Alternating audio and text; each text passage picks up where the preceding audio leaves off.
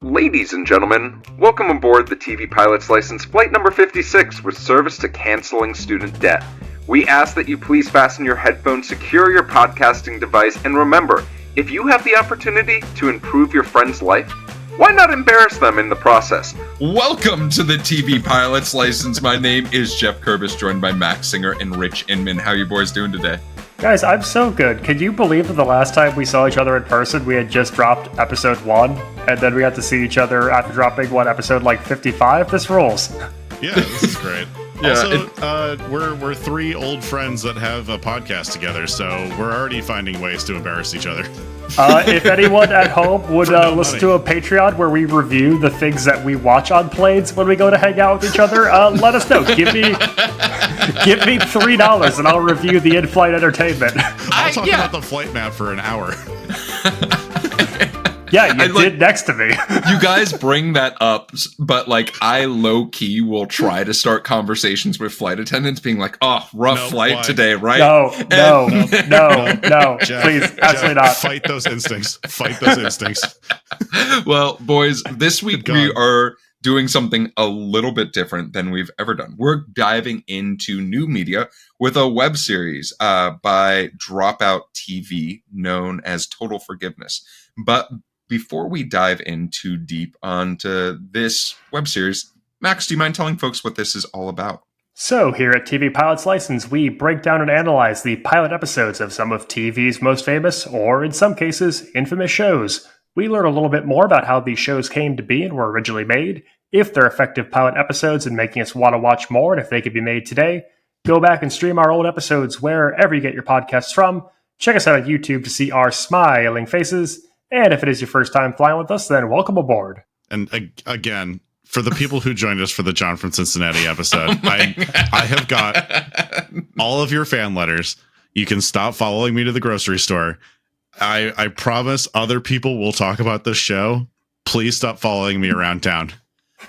Rich, while you're glowing in that moment of John from Cincinnati, and the eye roll from both of you is audible, so it will be on the podcast. You don't need to follow us on YouTube. Do you guys remember that we, in genuine good faith, offered a raffle with the entire series on DVD as a prize, and no one entered? Yeah, and I think people saw that as a threat, and they decided no.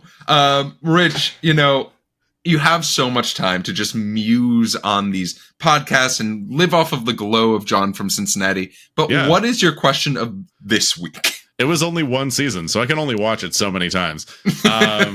One season was all they needed. It was all they needed. Perfect TV. I would love to know, what amount of debt are both of you carrying right now? I'm kidding. Holy shit. I just was like... Yeah, put on screen share. Let me see your benefit accounts. No, I'd love to know, because we all experienced the near insurmountable cost of college. I would love to know if there is a problem in either of your lives right now that could be solved by a TV show. What would it be? Max, you want the serious answer or the joke answer? Oh, obviously the joke answer. Yeah, the joke answer. Yeah, I need someone to teach me how to fold a fitted sheet.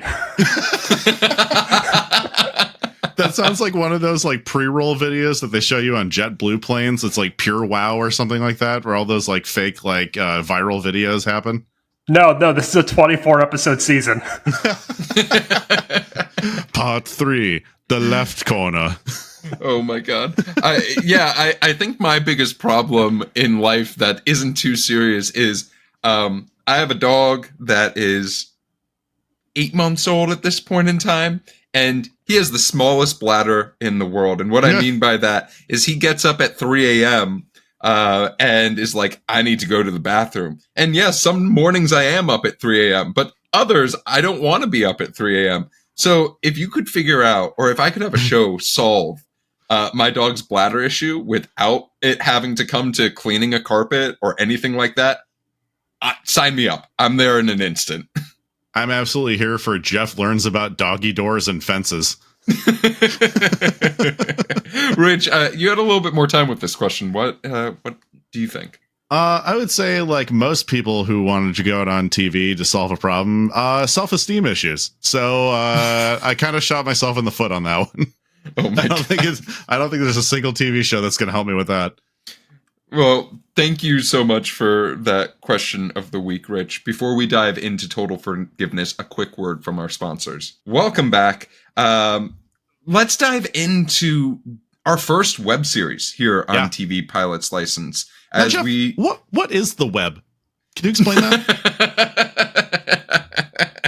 Well, there are these tubes, and there's this man called Al Gore.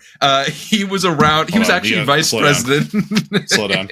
No, Jeff, we can't do scripted shows right now. I don't know what this whole made-up story you're telling is.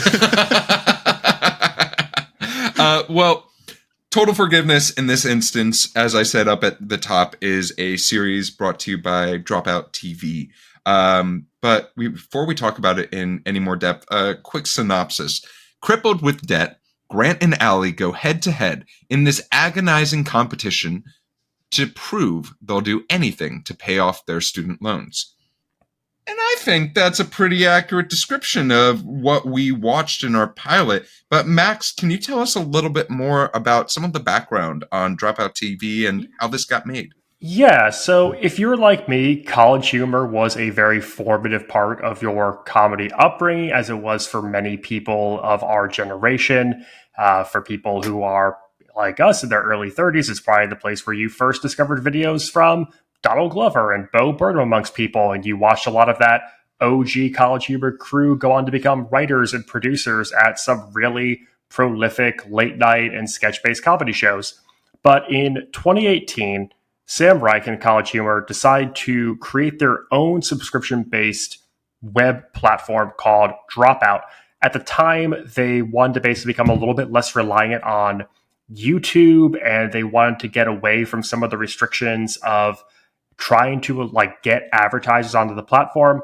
So they made a subscription model, either monthly or annually, to create a ad-free platform to watch all of the iconic College Humor videos you know and love, as well as new series. And they started off as scripted, but they've really become well known for unscripted and improvised game shows. Dropout's become this hub for a lot of web-based game show type content and parody game shows. I see those on Instagram a lot. Yeah, that kind of seems to be their bread and butter there.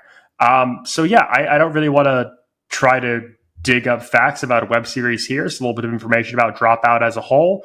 You can go check out a lot of their stuff for free early on. If you like it, you can subscribe. All their stuff is SAG New Media Agreement, and they are currently still producing under deals of strike terms.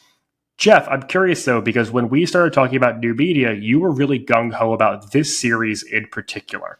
So I'm curious what your relationship is, what about it kind of drew it to this could be a good thing for our show, and just, what are you feeling? Yeah, and thanks for that question, Max. First, I really wanted to make sure that as we're in the midst of this strike, we are propping up studios or organizations that are really treating actors and writers with respect. And what Sam Reich and the folks at Dropout are doing really follows that model, right? You said they are agreed to SAG New Media. That's amazing. But in our process of finding shows and all that stuff, I stumbled upon Total Forgiveness already being a subscriber of Dropout as something new to watch. And I actually read this amazing article about this show and how it's a new version of reality TV, of something that actually has a message, a meaning behind it. And it's not just people going at each other for the flair of it, but there's some comedy, there's an interesting story behind it, and there is this arc. So I have watched all of this series, and I do think that this show has something that is really special. But what really wanted me to bring this to us is we see how a pilot gets made in sort of this ridiculous way. And Max, I know this wasn't the intent of your question, but I'm going to just drop us into the start of this episode. Do it. Let's keep it going. Because the start of our episode, we literally start by watching our two stars, two writers at College Humor at this point in time, or Dropout at this point in time, Grant and Allie, go into their boss's office to pitch the concept of a show that they want to do and they want to have funded by the company that they work at. What do you, I'm interested to hear from both of you. This is our first like documentary-esque style show that we've ever done in the filming as a whole. Did that throw you off? Were you expecting this when I said like, let's do this show? What were you thinking when you first glanced eyes on this? I wasn't sure this was going to be as unscripted. I mean, obviously there's a degree of scriptedness to it because of the structure of how it works, and I'm sure this whole bit up top is kind of set up in a way. But yeah, I didn't know it was going to be quite as fast and loose. I kept wondering, like, they already got the money, right? Like, they don't have to sell them on it. They've got this figured out already, right? I honestly don't think so. I mean, from the way that these videos come into being, and I started, because we're going in this new media territory, and the existence of Dropout TV is with necessity to save essentially the College Humor library as a whole, and also like try to make sure that the people who made all these videos actually have consistent money coming in and stuff like that. But I do think, like, I think there is a good chance they just brought iPhones or cameras into the room and said, hey, let's film this process, but I want to see if we can get a greenlit a longer term show. Because I don't know, and Jeff, you have a lot more experience with Dropout TV shows than I do. I'm only familiar with College Humor as one-off videos or like maybe very short series. Are any other shows like longer term like this? Are they? Do any of them have longer payout? We do not have time for me diving into how much I love what Dropout is currently. Yeah, Rich, I wasn't super familiar with their work, but I found they do like a kind of live, improvised, character-y Dungeons and Dragons type show that has like over 200 episodes. Yep. Dimension. There are. So just to give you guys an idea of what the bread and butter of Dropout TV is right now, there's a few shows that I highly recommend you can find clips of.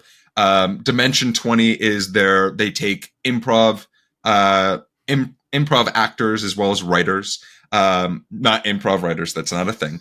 But then they have it's all written, folks. Don't fall for it. And it is, sorry to pull back. It's all written.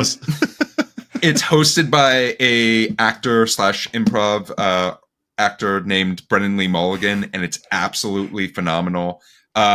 You also have things like Game Changers, where every episode is a different game show concept.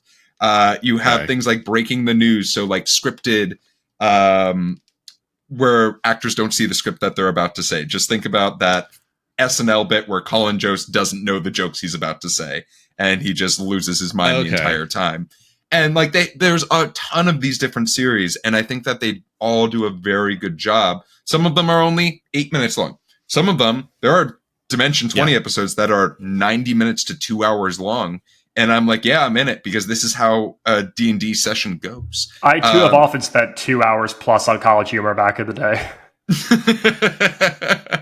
But yeah, there's definitely, this was not the starting series by any means, but this isn't also, I think this series, as we dive in, is one that I think is a really great starter series, because you see these two actors in Grant and Allie, who are familiar faces if you watch College Humor sketches, right? These are two writers and actors in those sketch shows. And they're not getting paid enough at College Humor, clearly.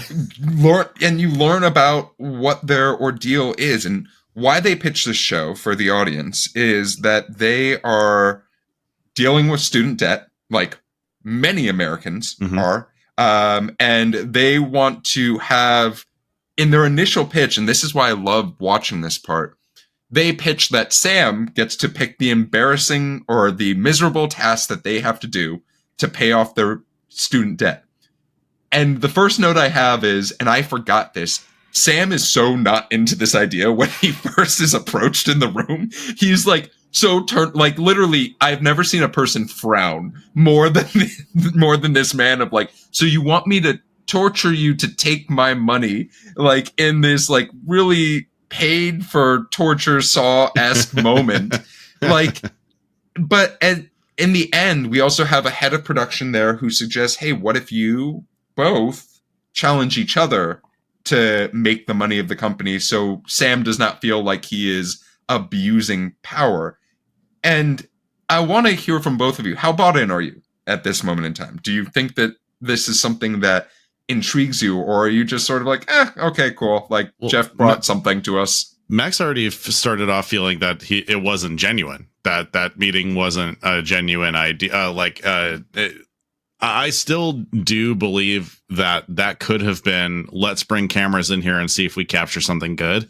Because I have to imagine that's what most of like running a new media company is. It's like, what if we catch something really good that's good for a soundbite? Then amazing. But I mean, personally, like, we're all kind of doing embarrassing shit all the time to pay off our loans anyway. So this seems pretty, I'm not bleeding for it, but I mean, they had a good concept. I think it says something very indicative about like how desperate everyone in our generation and the generation before us is to pay off their student loans at this point. And I don't know. I think it was nice that this actually had a message. This wasn't just like, you know, 3 jackass dudes like trying to get $10,000 for doing the dumbest thing. It is for specifically their student loans, which they can't pay off beyond interest. What I'll give credit for here especially is that it's interesting to see young comics planting the seeds of comedy with a purpose, like comedy for a 100%. cause, because that's a really difficult line to walk. It's a really difficult skill to do. Yeah. It could feel very preachy. It could feel like it hits you over the head. I think that both Grant and Allie, more so than the actual torturous tasks they put each other through, what I enjoy is giving a little bit of their own personal anecdote, seeing their backgrounds, where they come from. Grant, you're in a purple robe at Yankee Stadium. You could not name the school all you want, but it's NYU Tisch. Yeah, we all know that graduation ceremony. It's clearly SUNY New Paltz. but then to take personal stories to make an audience who knows these people feel comfortable and connected to it, to be able to ask real questions and, you know, hard-hitting, clear, concise questions in a way that is simple and digestible for an audience that maybe isn't familiar with the problem, and then resolving it with some on-screen facts that actually hit you with the data. And Jeff, before we started recording, I said it's so clear when a comic has an influence over the next generation. I was saying it's just so evident between College Humor and his involvement in the UCB scene that these people are influenced by Adam Conover. And then I found 100%. out that Sam Reich was an executive producer on Adam Ruins Everything. And so it also felt like it made a lot of sense there too. But yeah, this does feel like planting the seeds to that kind of comedic journey. Yeah, and I think that one of the things we talk about meeting our competitors, I think that this does it does such a great job of making them relatable in every sense of the word, right? We learn that Grant not only works at this and says, hey, I have a job in entertainment. It's great, but I also have a second job waiting tables. We learn about Allie, and I feel like even more relatable for some people state of like, yeah, the myth of Sisyphus, right? Mm-hmm. And like this car was a scholarship student at the same time. And like, that's where I relate to them the most, where I'm just like, you did your job of getting great grades and all of this stuff. And in the meantime, you're still fucked, right? Like, yeah. Sometimes you have mystery sock in your car that came with the car, and that's something that we learned in this episode. Yeah, that's an important, crucial, like, maintenance sock for them. Yeah, and like, I think that we talk about a lot of TV shows and how they lack the exposition they need, or they lack the ability to make us care about the characters or our main characters. Like American Gladiators as a really good example, right? We got a sentence of exposition about each of those characters, and we're expected to be like, yeah, they're the stars. And then we all walked out being like, we only care about this competitor who's on the show for like a few episodes. Yep. This 5 minutes of exposition work that was done, I think does such a great job of setting us up to really care about the end result for both of these two characters. Yeah, and you're not only rooting for both of them to like accomplish these challenges and pay stuff off, you're also a little bit worried that like, oh no, they have to really go and embarrass themselves to try to make these payments, which is like such a disconnect between what they're making and the actual profits they receive. But also, you know, you're rooting for the show itself to keep going too, because they have also established all right, it's gonna be $500 each for the first challenge, but then we'll work our way up to 10,000, understanding that we have a $5,000 cap or $50,000 cap on the show itself. I think it was smart. On the ground floor, how do we feel about these first challenges? What are our thoughts on what our competitors / lead actors put themselves through? Well, there's one thing I want to add, Rich, as far as like the stakes. Mm-hmm. If you fail your competition, then your fellow competitor gets your money, which is rough, right? Because you assume that you also want them to do it. Yeah, Grant and Allie are friends. Yeah. And that they like each other outside of work. They're not just work friends. Like they seem like they hang out, right? And that also is knowing that this is a reality TV show and non-scripted for the most part. There's a level of concern of like, oh shit, like, are they going to get too personal or make it bad, right? Like, there are wild things that people do for money, like a lot less than $10,000. Like work for 60 years. Yeah, exactly. But Max, back to your point. We are given, I think as far as the build up to these challenges, I love how we involve the rest of the company's writers to build up these challenges and help like spitball the ideas of like, that's too easy of a challenge, let's make it worse, right? Because it not only helps build this like third character of an essence of like, oh, the third character is the writer's room. Like this is something that we'll be going to when we're building out challenges and all that sort of stuff. But also it adds comedy in there are Rich, as you mentioned, these shows that already are like, oh, hey, I'm going to jump into a ditch with alligators and like, hopefully I survive. And it's like, cool. Instead, Joe Rogan built a career on it. Like, instead, this is, hey, going into a bees is way too easy. What if we did bees or something with an interview? Like, did you guys enjoy this, having this third element, this outside influence to creating You're well challenges? being in the hands of a bunch of bored improv comics is dangerous. That is just playing with fire. You are beholden to their deepest, darkest desires, and that is a terrifying place to be. Well, they started going in harder on each other than the rest of the writers' room did. I feel like they're like talking about chopping off fingers. They're like they're trying to come up with challenges for each other that are going to be not just embarrassing, but potentially like permanently harmful to each other. But we do end up on our challenges. For Grant is going to take the educational route this time, but with body horror, in the sense that he is going to have leeches put on his body while he is interviewing a expert on the student loan crisis. As we are wont to do. And then Allie has the challenge of they have to eat spicy food, and it sounds absolutely awful. Well, also, this is the part that I loved where they were like, what if you talk to an ex? And then they were like, oh, I don't have really one of those. And then everyone in the writer's room was like, what about the girl from Holland? Yeah. Like, what about that? I was like, what is that writer's room like? Because they know a lot about each other.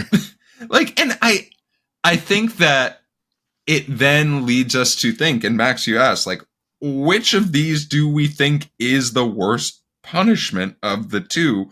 Or do we think that these are both not even bad enough punishments to be worth $500? I think the worst one is the one where you're covered in blood after. Yeah, let's talk about that. Let's talk about that one. Where an animal that you're unsure where it came from starts sucking blood out of you. Yeah, we have to talk about how there was a great joke of like, we're in LA, of course there's Eastern medicine here. Yeah.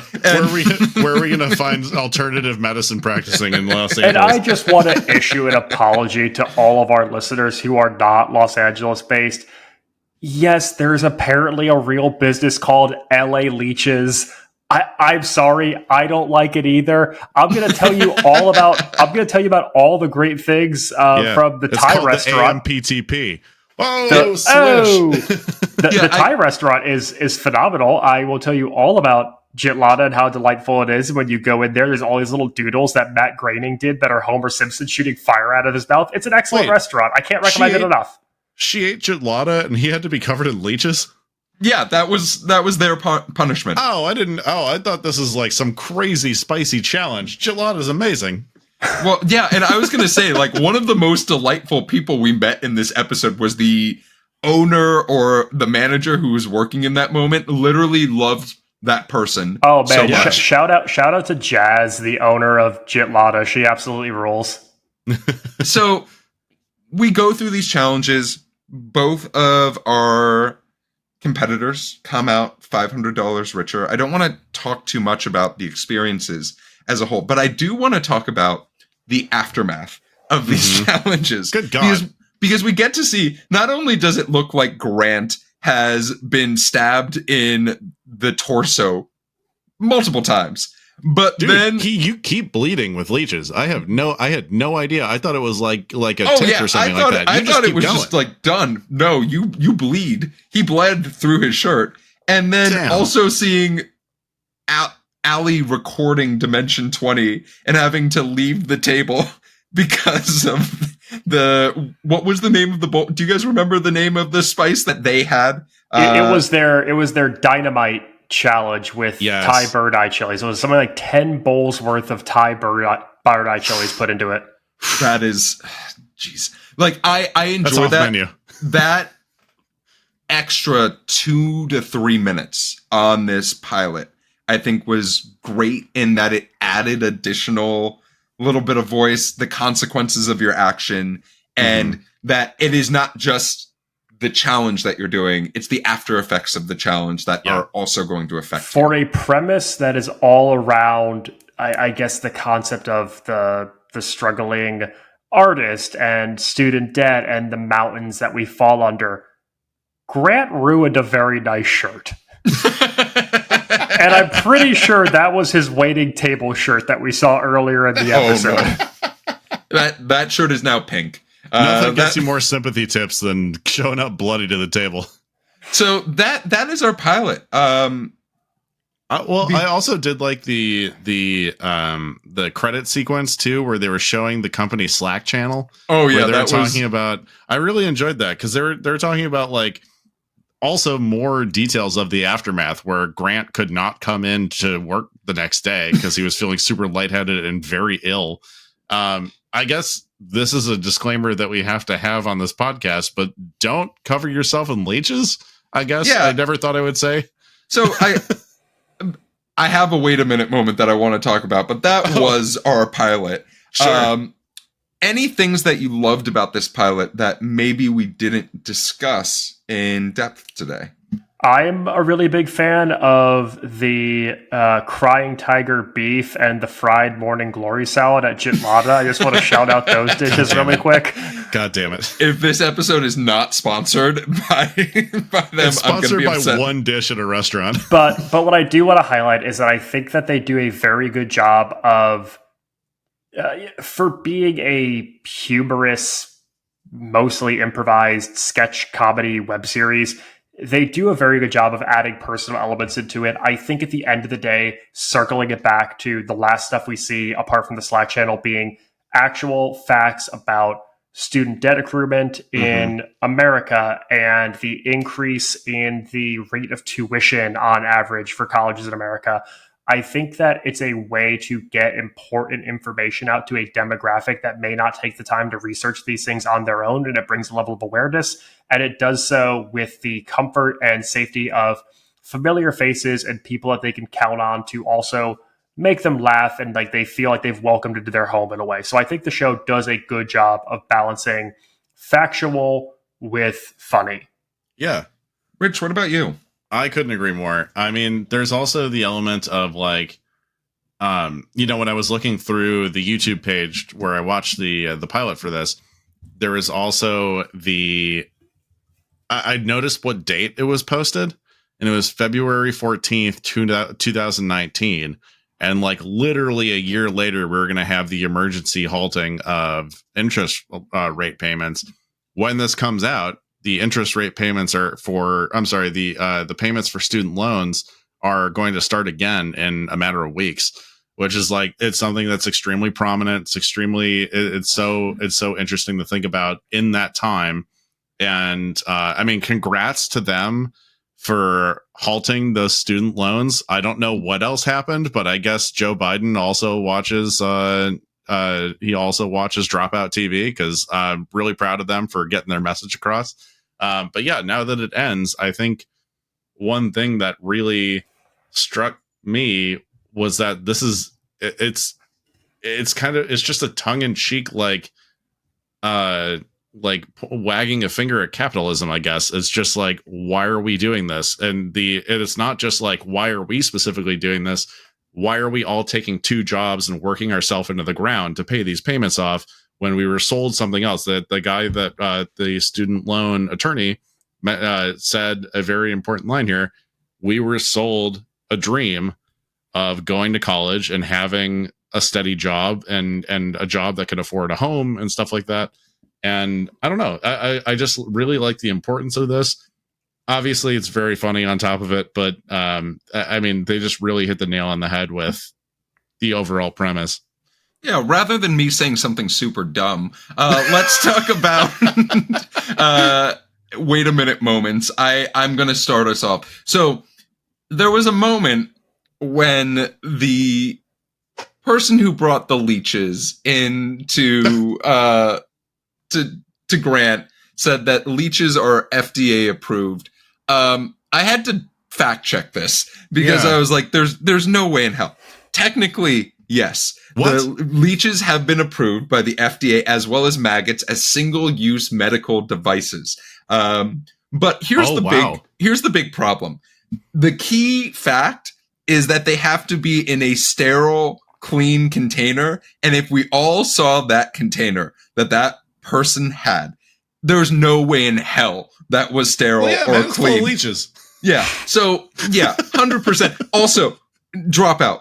We can do a better job of having like some form of gauze or like Band-Aids or something for Grant after this, because leaving him out there like a dying war veteran is absolutely terrible. What part of new media says that they have bandages in the budget? Jeff, that kitchen at Dropout has 17 different flavors of sparkling water and nothing in their first aid kit. Welcome to New York. Max, what about you? Any wait a minute moments? Well, Rich, I do think you're right. Joe Biden definitely still watches College Humor videos, but it's awkward. He keeps calling everyone on screen Jake and Amir still. My wait a minute moment has to be what was going through the guy's head who had to sit across from a man being covered in leeches while he gave an interview. That guy took a couple hours off of work to go do that. Yeah, that person was like, I am a serious expert on student loans and the crisis we're facing, and this man is interviewing me while having leashes on his body. I don't think any amount of briefing would prepare me for a man just bleeding out all over the place while I interviewed him. It's a controlled bleed. I cannot say that enough. It's a controlled bleed. Rich, what about you? Any wait a minute moments for you? Oh God.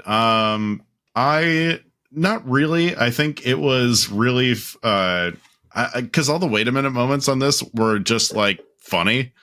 And I just loved them going immediately balls to the wall on challenges for each other. That was absolutely hysterical. If there's one thing that I could recommend going back and watch, and if you could go back and watch, it would be that scene, because they turn on each other. They go real hard on those challenges, way further than I would have gone for $10,000. So that is super impressive. So, with that being said, I do want to bring up actually my things that I loved. I loved that this was not just centered around our two protagonists. I love that they invited more of the company to participate and having that writer's room. I think that's such an important element in this show, in this pilot especially. And if you're going to continue to watch, it continues to be an important part, an important element of this show. Yeah, in 3 weeks, extremely relevant again. So, in-flight question, I was given... In-flight questions, if you don't know, are given to us by our audience. You can shoot us DMs, you can leave us a voicemail, but this week I was given an in-flight question from in my own house. And that question was, if you had to challenge your fellow podcast hosts for $500, what would you make them do? So I would like us to almost in a round robin challenge each other. So I have already written it out. I will challenge Max. Max will challenge Rich. Rich will challenge me. What is the $500 task you would be willing to give? For you, Jeff, I'm going, you have to go an entire month without making any comic book references whatsoever. Wow. 1 month. You know, there's He's this gonna Batman. fail before There's this Batman comic. It's already done. Already done. For Max, it would be, you know, next time we see each other, you can't mention LA for the entirety of the weekend. God, man, he doesn't love it that much. Max. Oh God. So, Ed, for Rich, I want to see what would happen if the only liquid you consumed for an entire 2-week period was just Dunkin' Cold Brew. Oh, easy. No, that $500 only covers my cold brew. no water, no anything. And you know what? Just the only liquid you could use is Dunkin' Cold Brew. You're really underestimating how much I consume. You're down $500, Max. Yeah. I'm winning that challenge morning, noon, and night. So, thank you for that in-flight question. We'll talk a little bit more about how to submit those at the end of the episode. But I do want to... History for this show, a little bit different than what we've normally done on this podcast. This is a web series. There was 1 season, 10 episodes, 2 bonus episodes, and a reunion. You can find it all on dropout.tv. But you can also, if you're not looking to join a streaming service just yet, you can actually find the first episode for free on YouTube before joining to watch the rest. In case you were wondering, there is still student debt in this country, and it's estimated to be Thanks, Jeff. You don't say. It's estimated to be at $1.77 billion at this moment in time. Trillion at this time, with the average it's gone being up around, since we started recording. the average is around $30,000 for every student borrowing to pursue a bachelor's degree. Not to be an asshole, but while I think this is a lovely series that shines a light on an important issue, I just want to take a second and say, if you are okay with the concept that for many people, there is no opportunity to get a secondary education without incurring some form of debt, and if you are okay with that handicapping their future potential earnings, you're an asshole and should take a look in the mirror. If you want to make a difference, I recommend giving a call to your congressman, asking them what they are doing to ensure that attaining a higher education is not only for those privileged, but also for those who can't afford it. Don't like that answer? And don't like their answer?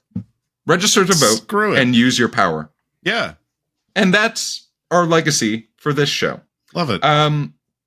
Rich, our game of the week, I think, is everyone should register to vote in the upcoming elections. Everyone register to vote. That's everyone's game of the week. But also, next to you both is a box. It's full of leeches. Open it. Are you ready to play a game? Oh my gosh. But we actually, we're ending this podcast with 2 questions that we always end. And one of those is, based off the pilot, would you continue watching this series? And secondly, I don't really think that this can just be limited to one series, right? I think this could be a multi-season show. Do you agree with me? Do you think that there should be a reboot on the horizon? Maybe Dropout decides to do season 2 with some of their other writers, or with these 2 who will probably still have some form of debt that they're dealing with. Max. That's a very good point.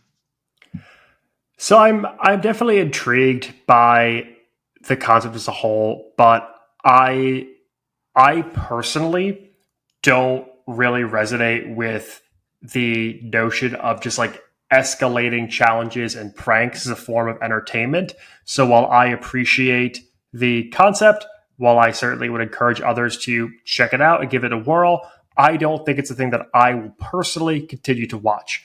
Do I think that it could get a season 2? Yes, I actually do think that it's a concept, whether it is specifically student debt or highlighting just other necessities, as long as it's done in a tasteful way. I think like student debt is a little bit less malicious than like we're going to pay off your medical expenses, for example. Mm-hmm. But I do think that there's enough people who have this same problem that affects their ability to pursue their dreams that they could find other people, probably within their own walls, to re-up, do it again, and come up with other ideas for if that's your cup of tea. Rich, what about you? Yeah, I definitely agree with that. I mean, I will say that I would watch another episode of this. I would. I do think there are different elements to the student debt crisis that I want to hear explored a little bit more. The challenge is pretty secondary to me, honestly. I want to learn more about it. Like I know, since we already mentioned him, I am a really big Adam Ruins Everything fan, and I really do think that, like, in addition to him being a good comedian, Max and I actually got to see him live last year, which was really nice. But there is an element of this where I want to know what goes into tuition for all these people. What are these schools promising? What it's going to take for everyone to kind of break out of the spell of needing college and the expectation of college to just be in like an insane expense all the time. You know, I really don't think it's necessary, and I really don't think that that the network that you build there is going to be the only relevant thing for your life. And then if they're going to make it again, I don't think they should. I would just like it to be a little bit more. I just want to learn more about that particular issue. I don't necessarily want to see people having to debase themselves for the same point over and over again. But yeah, I mean, like Max said, it'd be like medical bills. It would be very interesting to see someone tackle medical debt by putting a bunch of leeches on themselves. That would be quite a statement. Also, I really hope that the insurance for College Humor employees is okay. What about you, Jeff? And I'll finish this off. As I said at the beginning of this episode, I've already watched all of this series. I found the pilot super enticing. I know everything that happens. I might rewatch it, in all honesty, because I forgot how much I enjoyed the pilot. Speaking to if I think this show should be redone, only if there's a very, very specific message and goal in mind, if that makes sense, right? Just doing it to do it to fill airspace. Dropout has a lot of successful shows already. They don't need to be doing that. But if there is a plan of, we want to send this message, we want to do it through Total Forgiveness season 2 to speak to X, Y, and Z, cool beans. Let's do it. Let's have these amazing, experts lined up to speak to the student debt crisis more. If it's just for clicks, you lose your power a little bit, right? Only make this again if you think that it's going to spread, even wider and to a larger audience and just tell the story of how student debt fucking sucks, right? It shouldn't be a thing like it is a thing right now. And there are people who really would be living much better lives if they didn't have to deal with that stress and anxiety on a daily basis. And as our flight comes to a land, we have mixed feelings about this pilot, and that's okay. I think we're all agreed. Student debt fucking sucks. Where can folks find you if they're looking to get some more? You can find me Monday, Tuesday, Wednesday, and Saturday at LA Leeches. Please give us 5 stars on Yelp. And you can find me on all things social media at Maxwell Singh, as well as original sketch comedy from myself and Rich over on TikTok at Dadwagon Comedy. Rich, what about you? You can find me using my oil sock. No explanation needed. You can find me on Instagram at Damn That's Rich.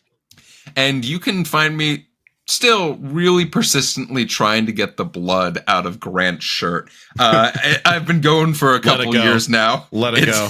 No, not gonna let it go. But if you are looking for me on social media, you can find me at Run Jeff Run. If you're looking for the TV Pilot's License, you can find us on YouTube, X/Twitter, and Instagram at TV Pilot's License, as well as TikTok.